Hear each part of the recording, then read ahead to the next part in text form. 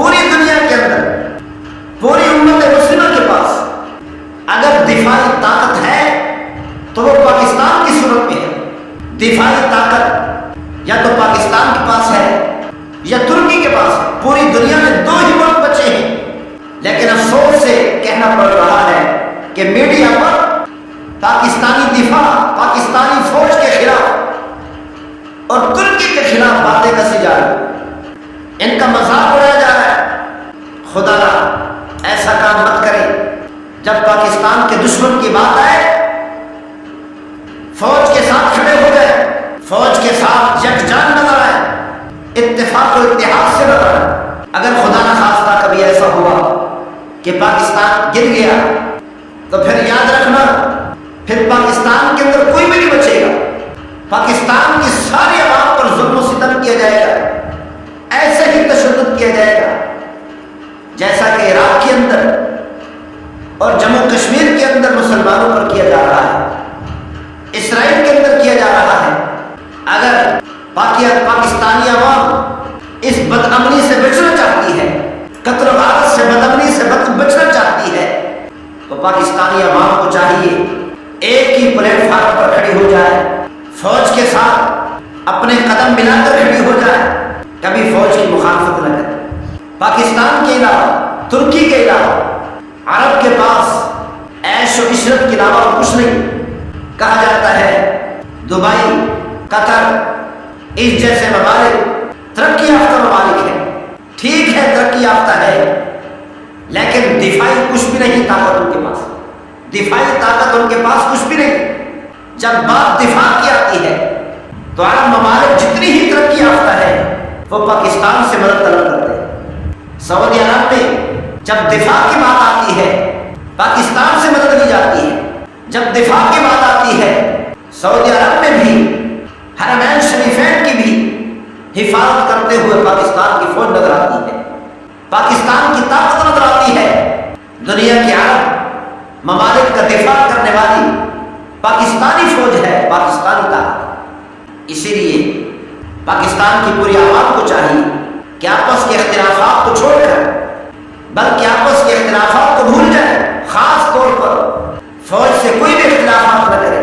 اگر کوئی اختلافات ہے، آرمی چیف سے کوئی اختلافات ہے، چونکہ اب مقابلہ دشمن سے ہے، جو بھی پاکستان کا دشمن سامنے آئے گا تو اس وقت عوام کو چاہیے کہ فوج کا ساتھ دیں، فوج کی مخالفت نہ کرے، فوج کا مذاق نہ اڑائے، بلکہ فوج کی حوصلہ افزائی کرنے کی کوشش کرے، تاکہ ہماری پاکستان کی فوج دفاع کے لیے، پاکستان کے دفاع کے لیے، پاکستانی عوام کی حفاظت کے لیے اور زیادہ مضبوط نظر آئے، تاکہ پاکستانی دفاع کو اور زیادہ طاقت اور قوت ملے۔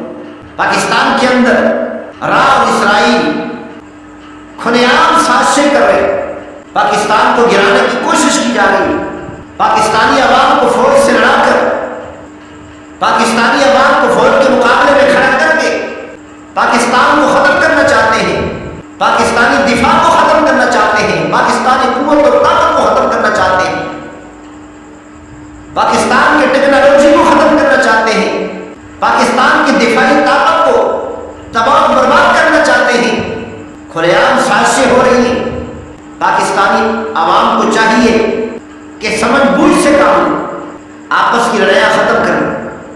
خدا نخواستہ اگر پاکستان گر گیا تو ظلم و ستم سے کوئی بھی نہیں بچ سکے گا، سب پر ظلم و ستم ہوگا، ایسے جیسے اسرائیل میں ظلم و ستم ہوگا، جموں کشمیر میں ظلم و ستم مسلمانوں پر ہوگا، کوئی بھی ظلم و ستم سے بھاگ نہیں سکے گا۔ پھر بین الاقوامی طاقتیں آ جائیں گی، امن معاہدے اور امن قائم کرنے کے بہانے سے پاکستانی ذخائر پر قبضہ کر لیں گے اور پاکستانی ذخائر سے استفادہ کریں گے، جیسا کہ عراق کے اندر ہوا، ملک کے شام کے اندر ہوا۔ ان ممالک کے ذخائر پر غیروں نے قبضہ کر لیا اور ان ممالک کے ذخائر سے خوب لطف اندوز ہو رہے، خوب فائدہ اٹھا رہے، اپنی طاقت کو بنا رہے کہ ان کے ذخائر سے، مسلمانوں کے ذخائر سے، کہ کہیں یہی جان پاکستان کے ساتھ نہ ہو، اللہ تعالیٰ ہم سب کی حفاظت فرمائے، پاکستان کی بھی حفاظت فرمائے۔ اللہ تعالیٰ ہم سب کو آپس میں اتفاق اور اتحاد سے زندگی گزارنے کی توفیق نصیب فرمائے۔ وما توفیقی الا باللہ۔ السلام علیکم ورحمۃ اللہ وبرکاتہ۔